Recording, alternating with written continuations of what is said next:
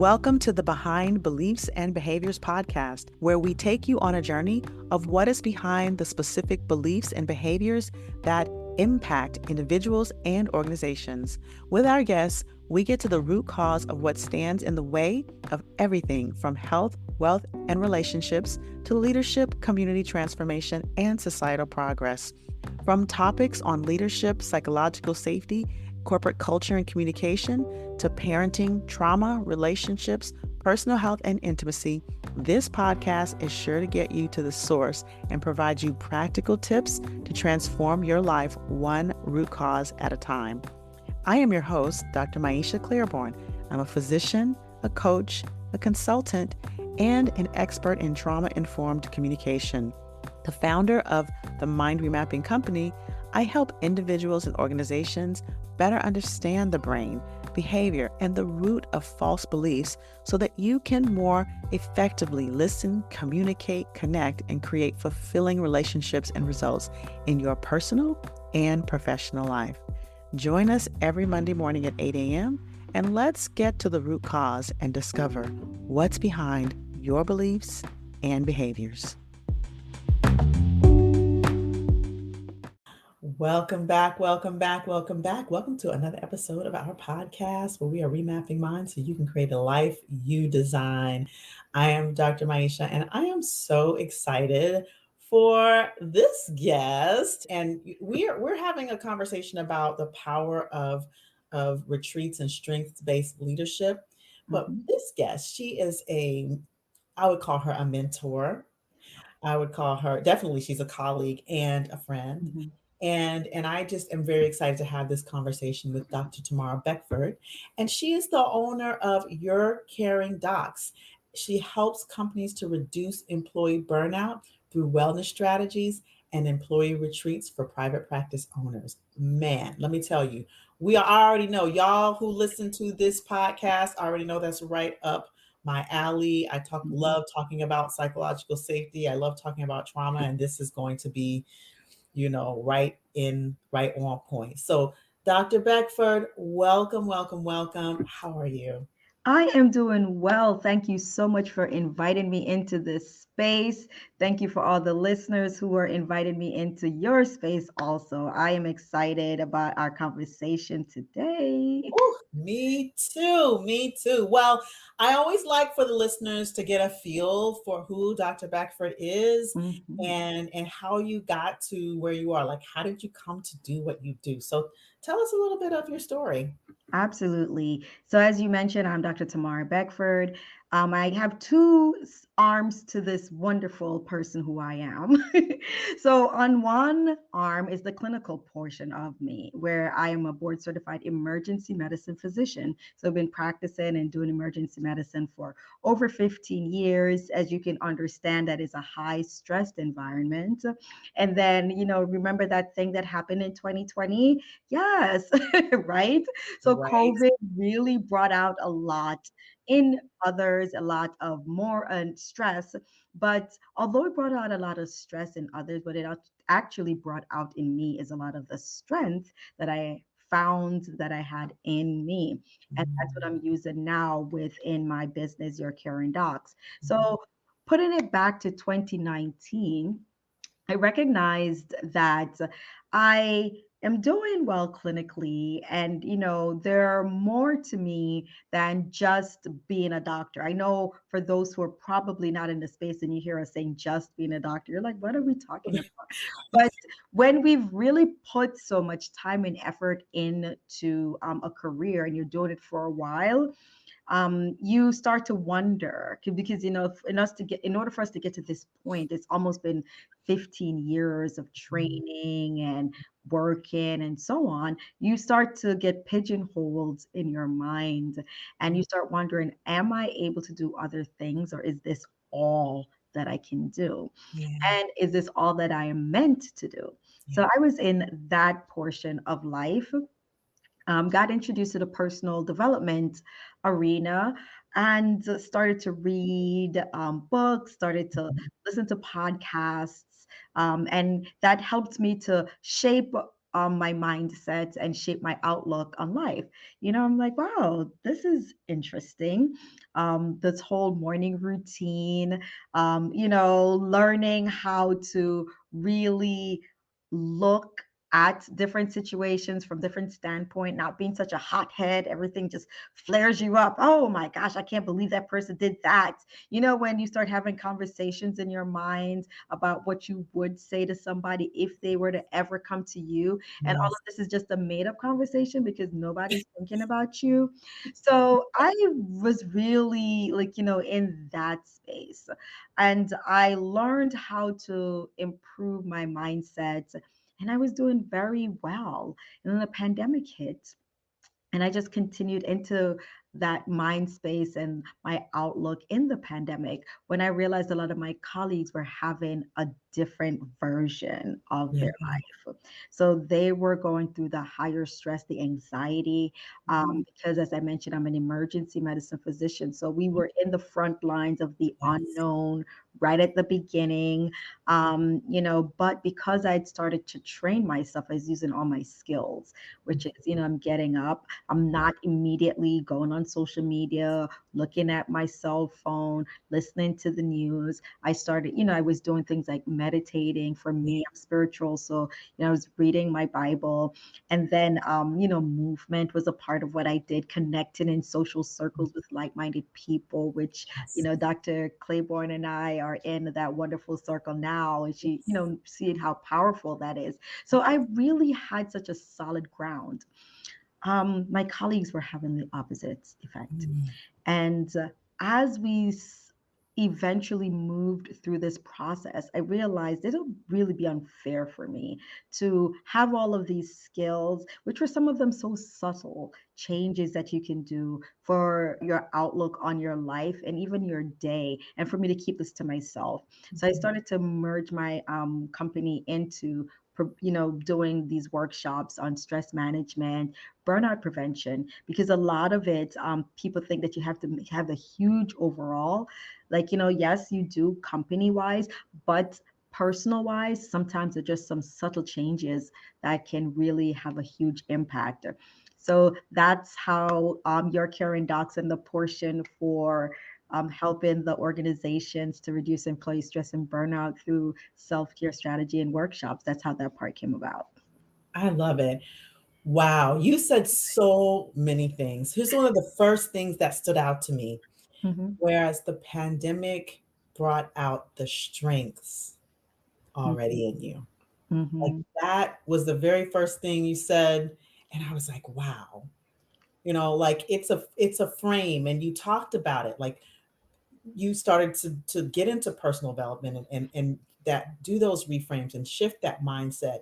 And it impacted the way that you moved through the pandemic Absolutely. as a frontline ER physician. By the way, thank you for your service. Hey, my pleasure. My pleasure.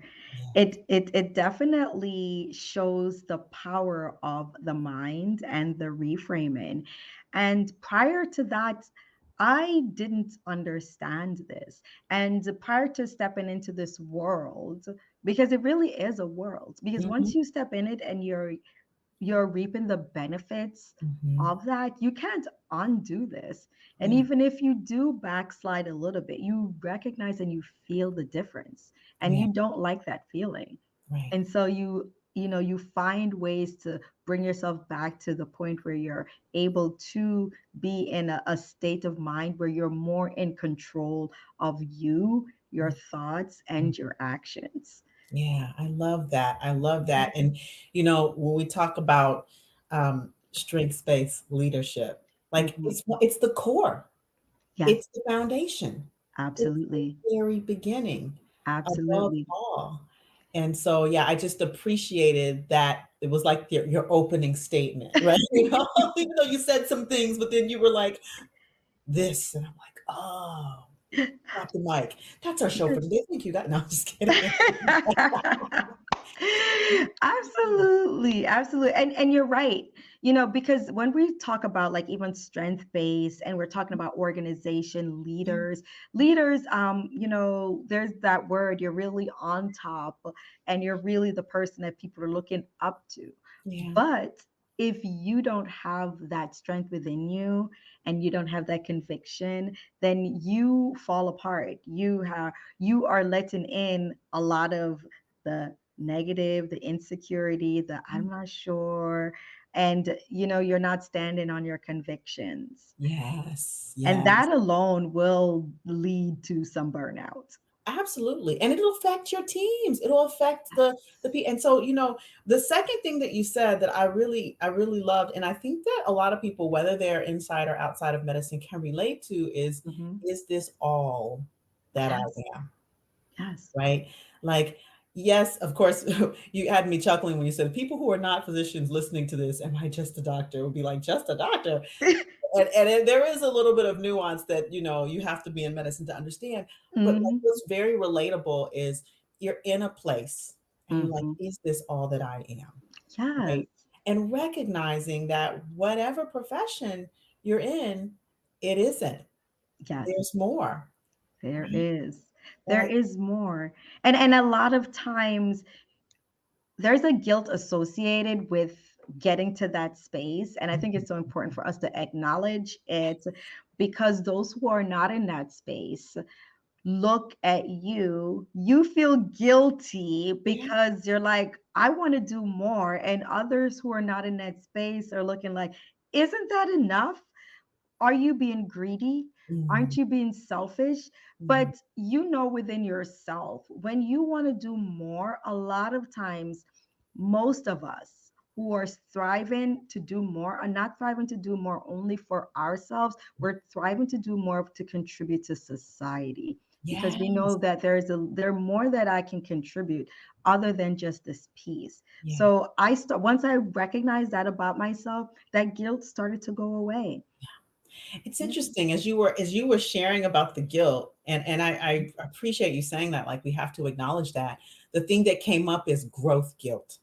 Yes. Like, yeah, I mean, I don't know that it's ever been said, it's been coined, but I might have to coin that. I please do. I Growth talked about that on another interview, but I did not coin it. But growth guilt, guilt. and it is very real. Is, especially depending on like what your background is, your upbringing Hmm. is, Hmm. like first generation Yes. people, right? Who are the first to do whatever they're Yes. doing, is that sometimes there can be that growth guilt because Hmm. there's a background conversation of, oh, you think you're better than us? Oh, like you Hmm. said, isn't that enough? Are you greedy? Like all of these background inherited conversations start to come up, and Hmm. to be able to really reframe that like you said and to say no, this is because I'm creating something, a bigger impact. I want to create a bigger impact. For me Hmm. personally, it's like I want to break cycles.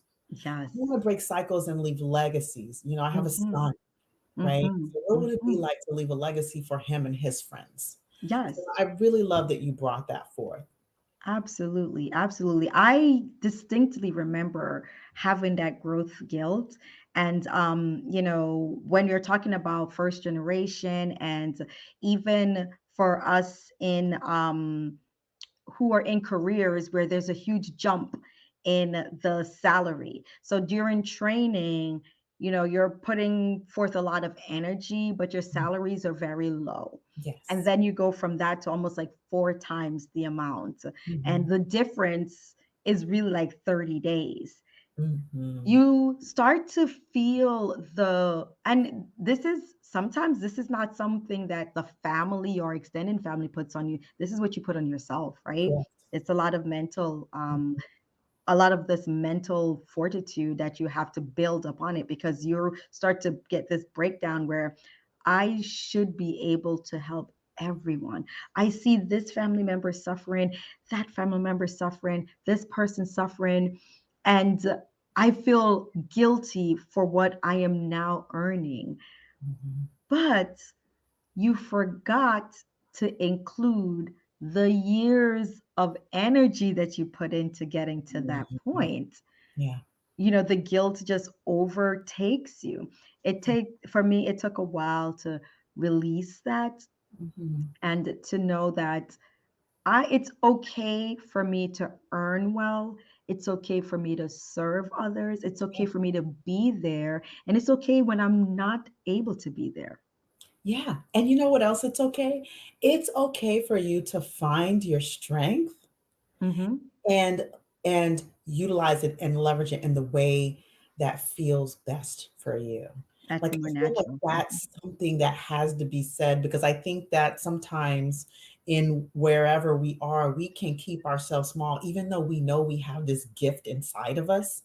We can keep ourselves small because Mhm. of other people's conversations or because of our internal conversations or our Mhm. witness, what we witness somebody else go through something that we are trying to avoid. Like Mhm. maybe our family didn't say this, but we heard Right. someone else's family say it to Mhm. our friend, right?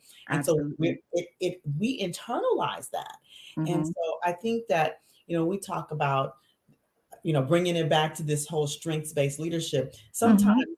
it can be challenging when you don't embrace the strength itself. Hmm.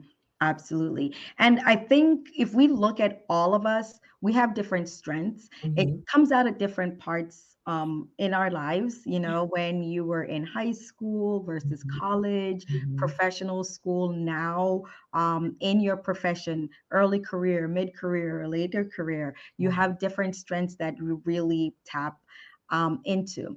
Yeah. You also, when you're a leader, you look at your team and your team has different strengths. Mhm. And it's important for you to pull on their strengths because even as a leader, you can see the strength in someone that they don't see within themselves. That's right. That's right. And a true leader can develop that strength and to use it to benefit the organization and also benefit that person. Because once that strength starts to develop, that person's self esteem automatically increases. Yeah. And then they might be, as we mentioned, talk about generational things, they Mhm. might be the only one in their family who has Yeah. and you are able to show them that there are skill set that you naturally have, but let's tap into it and pull it in this direction. Yes. Absolutely. So it's so important. It is. It is. Something that you said sparked something for me, which is, leaders developing leaders. And I think one of the things that comes out of that is that leadership who are developing leaders Mhm. have the opportunity to show the people they're developing that leadership looks different in different people. Yes. Absolutely, Yeah. absolutely. Before when we really look at life overall, especially if you're coming from disadvantaged backgrounds where you're not really getting a breadth of the entirety of leadership, Mhm. sometimes the person that's put in charge is just the loudest person. Right. That doesn't mean that they're a leader. That Right. just means that they're loud. Speak. Yes, but a true leader is able to bring out the best in their team, have their team, they can cast the vision of where we're getting the team to go, and Right. then they use the skill set of everyone to get there. And the team recognizes their role and their happy. I know a lot of people don't like to use that word nowadays, but they're happy to really engage to get to that goal using their skills.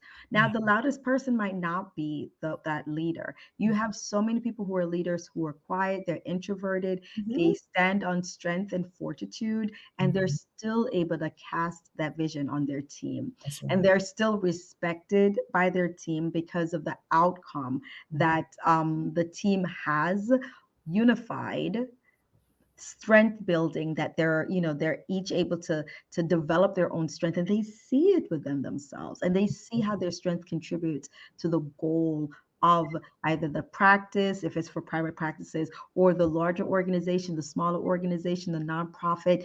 There's a goal that you have, Yeah. and that leader is able to cast it, the team members work together and then they're able to achieve it, and that's leadership. Absolutely. And listen, I love that you use the word happy. We need to normalize using feeling and emotional words in, Yes. yes, in organizations and in leadership. And I think, you know, part of what is our is an issue, and I'm gonna say an issue in like safety, psychological safety inside of the workforce, is that Hmm. they've extracted all the emotion out Hmm. of the organization as if we're not humans, as Yes. if we don't have a human experience. And Yes. so I love that you use the word they're happy to, because Hmm. really, when you have an environment where the leader is leading from their strengths, where they're developing their leaders, where there's safety in the environment, where they feel empowered, they are happy. They are Yes. happy and they're happy to do. So Yes. I appreciate that you use that word. Yeah. Yes. And that kind of Absolutely. Hmm. leads me to this whole idea of retreats Yes. and the power of retreats in cultivating Hmm. strength-based leadership, in cultivating leaders, creating leaders. I'd love you to share about that. Absolutely. So when we think of retreats, a lot of time people are like, "Oh my gosh, it should be time to let our hair down. Oh, why are we doing all this?" But my thought process is, why not both? Mm-hmm. You know, why is it that we have to choose that we're either gonna have fun Mm-hmm. or learn skills that are building skills that are skills that we can use to help our either teams. Why can't we tackle issues, come up with ideas? Because Mm-hmm. I feel a lot of the solutions to the issues that's going on within a lot of organizations, Mm-hmm. the people right there, they have the solutions. They have, why can't we tackle it there? Right.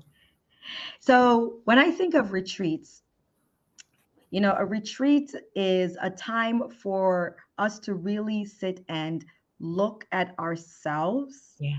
look at where we're going, Mm-hmm. look at how everyone can play their part in getting us there. And Mm-hmm. yes, also looking at recognizing the which is recognition as in like awards for those who have been put it forth the effort during the time between the last time we sat together without stressing each other out and Yes. now. Mm-hmm. So during when I talk about, even like for me, I have private practice employee retreats. During that time, we're getting to bond, Yep. get to know each other on a deeper level, Mm-hmm. finding out each other's strength, Mm-hmm. right? Casting visions, we're resolving issues, coming up with ideas, Mm-hmm. and then we're being recognized. Yeah. During that time, when you have the team coming together and you are able to, in some way or form, get all of that out of them, Mm-hmm. the end of the day should not be like, "Ooh, okay, I'm so glad that we just finished doing a luau. That's nice, but are we doing a luau today and going back to the same problems tomorrow?" Exactly. Exactly. I love, love, love what you said. And just to underline, Mhm. what you said about having to choose, this is part of the problem in our society is this binary thinking, like this either or The thinking, like we either can or. we can either do it this or either do it that way. And Hmm. that's oppressive thinking. And so one of the things that, came up as you were talking about, fun and retreating is that the studies show that fun lowers cortisol and that the best learning is done inside of a fun, relaxed environment Environment. where there is laughter, where there Mhm. is, and you can laugh at work. You know, Yes, we we do it should in our still be community all able to. the time, right? You can have fun and work. You can be in community. And I think that's the other thing is Hmm. that connection and that Hmm. community and Hmm. that bonding that like it releases the hormones, the oxytocin hormones, which is, Yes, our that is bonding like hormones. super bonding hormones. Yes, our dopamine and our serotonin, Hmm. the hormones for well-being and Hmm. and happiness. And Hmm. and that is where the learning, the thing, like the things that you're teaching them, the strict, that's where it goes Yeah. into the cells. That's where it Yeah. goes in, the learning goes into the body. And so Yes. I think it's brilliant. Girl, you have me like, okay, maybe we should collaborate and do a retreat together. Man, hello, yeah. And that's I love that you're even talking about the bonding and the oxytocin that I can't wait. So for those who are, you're probably like, well, these doctors they're throwing out these big words. I call my oxytocin hormone that I can't wait to connect with my friend again. So, Yes. that's the I Yes. can't wait. So Yes. when you're even with your colleagues, like you said, you're there, you're sitting in an environment, we're getting to know each other, we're laughing, Mhm. we're, releasing all of these things. And then you throw in, let's do some problem solving. Yes. Yeah, Yeah. the mind is at its highest point to solve all those problems. Yeah. You come Creativity. in with stress and Mhm. it's like, well, we need to you clamp up. Right. Yes. Yeah. Stress shuts us down, Hmm. and like that bonding and that relaxedness, that fun, it opens us up. It opens the creativity. Yes, Right. Yeah. absolutely. Absolutely. Absolutely. I love this conversation. Yeah. So, tell us how do you specifically help practices and organizations Mhm. to be able to leverage strengths-based leadership with your retreats? Absolutely. So, with organizations that are non medical practices, we do that usually through workshops Mhm. and trainings, Mhm. making them realize how important it is and how to use these skill sets with the team to help to reduce the burnout, Yeah. to reduce the turnover, to increase the retention. Mhm. So, that's what that day looks like Yeah. for the organization. Mhm. For the private practice one is a little bit more individualized. So I Mhm. curate that for Mhm. those in private practice. I curate that for your specific practice. Yeah. We're figuring out what is your need at that time. And sometimes the need varies. In talking with the different practices, sometimes the need is team dynamic. My Mhm. team, my practice is doing well financially, but I just can't get my team Yeah. to work together. Mhm. So that's when you curate a retreat dedicated to that.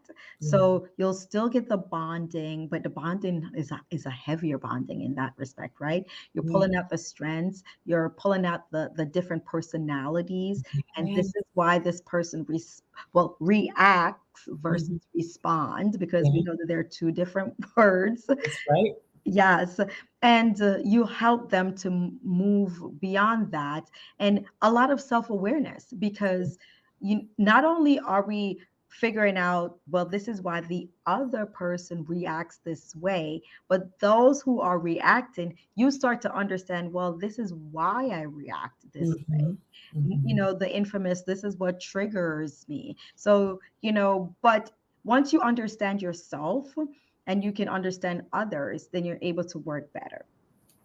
And that's Awesome. how you're pulling those strengths out. I love that. I love that. And I think this is valuable for organizations, businesses, private practices, Absolutely. whatever level that you're at, is to take the time to, and I believe, especially for businesses, this is Hmm. something that annually should be done. Absolutely. Annually, because things change, Yes. society changes, the world. I mean, we look at 2020, from 2020 to 2022. Mhm. The Yeah. world changed. Yes. And so with the world changing, we change as people. What's Hmm. important to us, our values become different, they expand, they grow. What Hmm. we're dealing with changes, just our Hmm. circumstances, our environment, our personal environment, and that Absolutely. impacts what we bring into the workspace. And Yes. so annually, it's an opportunity to relook at, okay, so now where have we been leveraging our strengths, or where have Hmm. we not been, or Hmm. what's come up since then that's activating us, or where are we Absolutely. like where are we now falling short, where can we Hmm. tighten up? So I think Hmm. there's all of these things are opportunities inside of these strengths-based retreats. That's brilliant. Absolutely, absolutely. And I, like we said, there's so many factors that changes within the individuals within the business or the organization or the practice and the practice within itself. Yeah. So this is the time to get everybody on the same team, all on the same vision, and Mhm. working towards the same goal again. I Hmm. love it. I love it. Well, you know what? This has been such a wonderful conversation. I think that the audience, there's just so much juice to squeeze out of this episode. And I hope that you all who are listening, that you squeeze all of the juice, you take everything and you reach out to Dr. Beckford. And so with that, I have to ask, as I always do, if practices, if organizations, if businesses want to get in touch with you to schedule their strengths-based leadership retreat, how do they do that? Easiest way to get in contact with me is through my website. So it's Your Caring Docs, which is URCaringDocs.com. I have a work with me tab that we can connect and we can schedule. If you're trying to figure out and to see more of what I do, I'm very active on LinkedIn. I'm one of the LinkedIn top voices. So you can connect with me, Tamara Beckford, MD. That's Tamara, and then Beckford is B as in boy, Eckford. I'd love to hear from you. Let me know that you heard me on Dr. Maisha's show, and we'll definitely. I'll give her the shout out so she'll know that her people are listening. So I'd love to hear from you all, and I'd love to be able to serve you guys to help boost your organization's profitability and reduce their burnout and to increase their retention. I appreciate that. And so we will have all of Dr. Beckford's information in the show notes. And if you're watching this on YouTube when it goes live, we will have it in the description. And so make sure that you go and you check out Dr. Beckford at yourcaringdocs.com. And that's caringdocs.com. So yourcaringdocs.com. And, share this episode.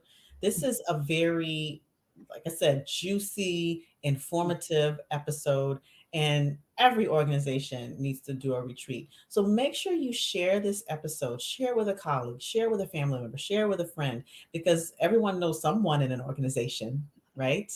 So Absolutely. definitely do that. And don't forget to leave us a review. I love when reviews are left. And when you leave a review, leave Dr. Beckford's name in that review to let us know which episode that you liked the most, and let the people behind you know this is the episode to listen to.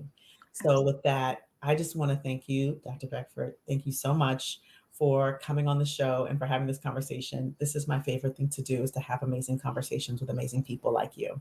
Thank you so much for having me. And thank you for your listeners for taking the time to let me enter into your world. Yes. So until next time, listeners, of course, I always thank you, because without the listeners, there is no podcast. Yes, So ma'am. that's right. Thank you for listening. And until next time, y'all stay empowered. Thank you for listening to our podcast. We know that without the listeners, there is no podcast. We hope you enjoyed this episode. Please remember to subscribe so you do not miss when we drop our next episode. And share this podcast with a friend, a family member, and a colleague, at least one person in your life today. This episode was brought to you by the Mind Remapping Company, helping organizations create psychologically and emotionally safe cultures that make their employees and leaders feel seen, heard, respected, welcome, and valued, all while fostering a thriving, engaged, and healthy workforce for the organization. Is your organization in need of a speaker? I speak about topics like psychological and emotional safety, trauma-informed communication, and employee well-being. If this is aligned with your organizational inclusion, belonging, or leadership goals, contact me, Dr. Maisha, by going to www.drmaisha.com. www.mindremappingacademy.com. That's mindremappingacademy.com. Finally, we train leaders, but we also train coaches. If you're interested in becoming a trauma-informed coach, visit our website as well and check out our NLP coach trainings and certifications. We'll see you on the next episode. Until then, stay empowered.